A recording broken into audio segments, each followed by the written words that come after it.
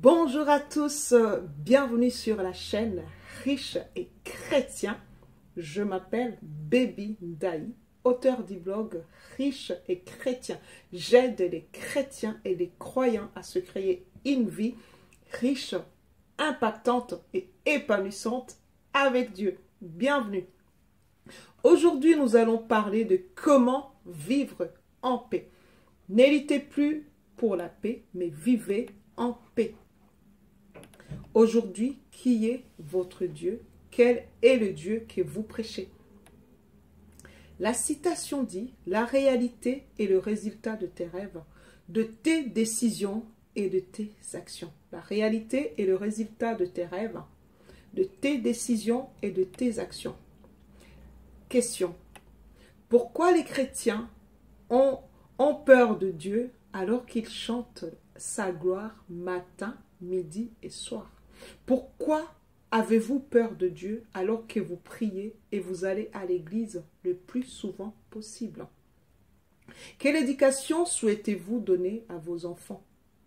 Quelle est la croyance que vous voulez donner à vos enfants, à votre famille, à votre entourage au sujet de ce Dieu que vous chantez matin, midi et soir?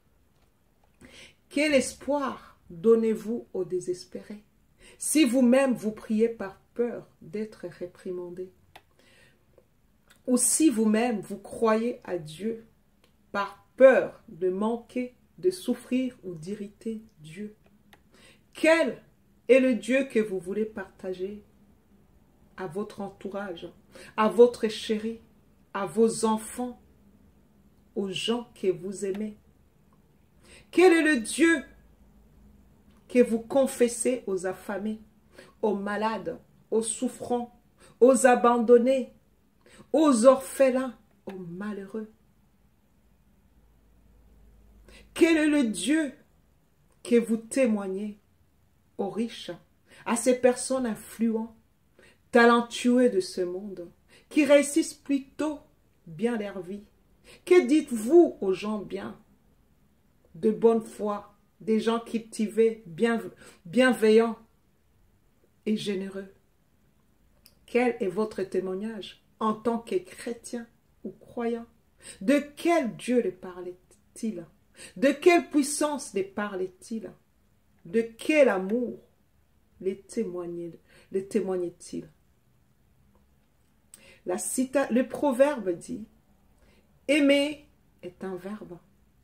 Sans action, il n'est qu'un mot. Aimer est un verbe, mais sans action, il n'est qu'un mot. De quel côté penchez-vous lorsque vous parlez de Dieu? Qui êtes-vous en tant que chrétien aujourd'hui? Faites-vous partie de ceux qui reflètent l'amour et la richesse de Dieu sans même en parler?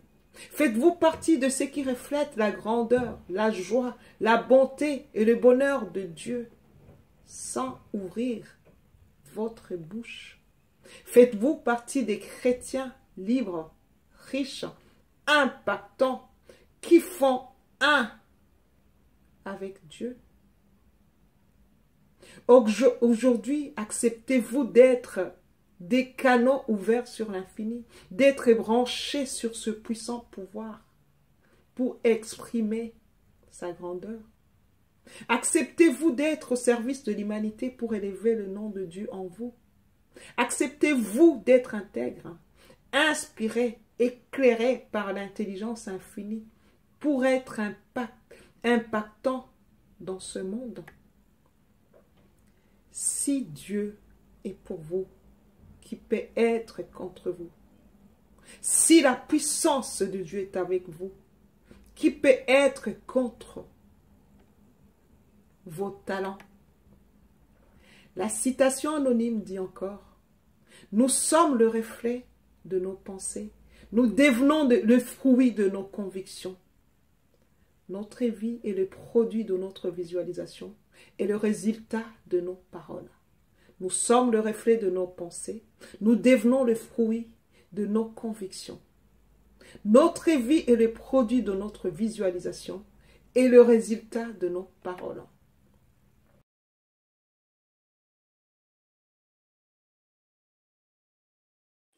êtes-vous un religieux dépourvu de tout pouvoir? Ce parent qui amène ses enfants à l'église pour que Dieu ne se fâche pas? Ou bien vous allez à l'église le dimanche par tradition familiale? Êtes-vous ce mari ou cette femme qui se marie à l'église parce qu'ils pensent que Dieu va bénir leur mariage ou consolider leur union? Et combien de couples chrétiens malheureux que vous connaissez?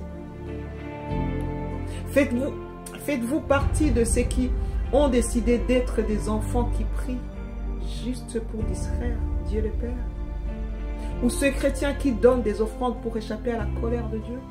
Ou pour trouver un travail stable? Voulez-vous la paix? Déposez les armes. Déposez vos armes. Jimmy Rohn dit, votre passage sur terre n'est pas un passe-temps. Au contraire, il est précieux. Ne le gaspillez pas en menant une existence médiocre. Votre passage sur terre n'est pas un passe-temps. Au contraire, ne le gaspillez pas en menant une existence médiocre. Zig Ziglar ajoute, les gens attendent le changement externe avant de prendre des décisions internes. Chaque changement externe commence par une décision interne. Les gens attendent le changement externe avant de prendre des décisions internes. Chaque changement externe commence par une décision interne. Aujourd'hui, si votre comportement, votre vie, vos économies ne vous rapportent pas la satisfaction que vous souhaitez, vous désirez tant depuis des années, cela veut dire que ça ne marche pas. Votre formule ne marche pas et ça ne marchera pas non plus. Pourquoi? Albert Einstein dit, la folie, c'est de refaire toujours la même chose et s'attendre à ce que le résultat soit différent. La folie, c'est de refaire toujours la même chose et s'attendre à ce que le résultat soit différent. Apprenez à rompre. Rompez avec ce qui ne marche pas pour emboîter les pas de ceux qui réussissent mieux dans votre domaine. Si vous faites partie des femmes, des hommes qui luttent pour la paix, le bonheur, la richesse et qu'à ce jour, vous vous voyez toujours aigri, peureux, rancunier, colérique, pessimiste, pauvre et malheureux, rompez tout simplement. Quelle est votre décision aujourd'hui? Réfléchir ou changer? Si vous voulez changer votre vie, vous devez renoncer à qui vous avez toujours été et donner naissance à qui vous pouvez devenir. Et si vous faites cela, votre vie ne sera plus la même. Les Brown. Il rajoute, la vie est une lutte pour le territoire et une fois que vous arrêtez de lutter pour ce que vous voulez, ce que vous ne voulez pas prendra place. La vie est une lutte de territoire et une fois que vous arrêtez de lutter pour ce que vous voulez, ce que vous ne voulez pas prendra place automatiquement. Une fois que vous arrêtez de lutter pour votre liberté financière, pour votre santé, pour votre tranquillité d'esprit, pour un meilleur avenir de vos enfants, ce que vous ne voulez pas prendra place. Battez-vous aujourd'hui pour vivre mieux demain. Battez-vous aujourd'hui pour vivre mieux demain. Pour aller plus loin, je conseillerais de lire ce livre.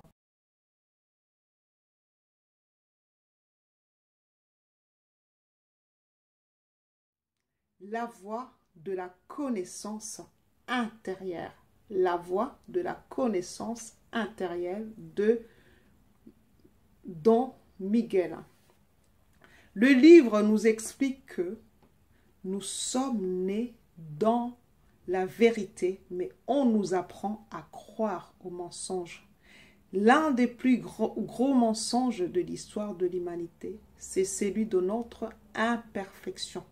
Nous sommes nés dans la vérité, mais on nous apprend à croire aux mensonges. L'un des plus gros mensonges de l'histoire de l'humanité, c'est celui de notre imperfection. Donc,